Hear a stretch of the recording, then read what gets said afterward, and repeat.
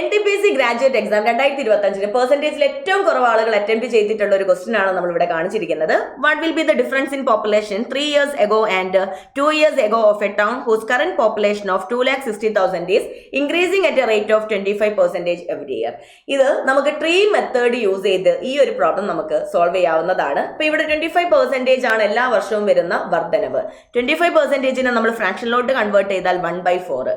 ഈ 1/4ലെ denominator 4ന്റെ power 3. 3 വർഷമായതുകൊണ്ട് 3 ആയിട്ട് consider ചെയ്ത് നമുക്ക് 3 വർഷം മുമ്പേ ഉള്ള പോപ്പുലേഷൻ അസ്യൂം ചെയ്യാം 64 യൂണിറ്റ്.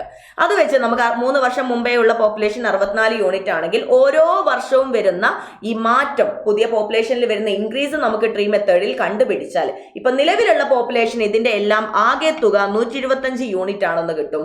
3 വർഷം മുമ്പേ ഉള്ള പോപ്പുലേഷൻ 64 യൂണിറ്റും 2 വർഷം മുമ്പേ ഉള്ള പോപ്പുലേഷൻ 64ന്റെ കൂടെ 16 ആഡ് ചെയ്തതുമായതുകൊണ്ട് ഇവരുടെ ഡിഫറൻസ് എന്ന് പറയുന്നത് ഈ 16 യൂണിറ്റ് ആയിരിക്കും. ഇനി നമുക്ക് ഇവിടെ നിലവിലുള്ള പോപ്പുലേഷൻ തന്നിട്ടുണ്ട് 2,60,000. അതായത് 125 യൂണിറ്റ് എന്ന് പറയുന്നത് 2,60,000 ആണ്.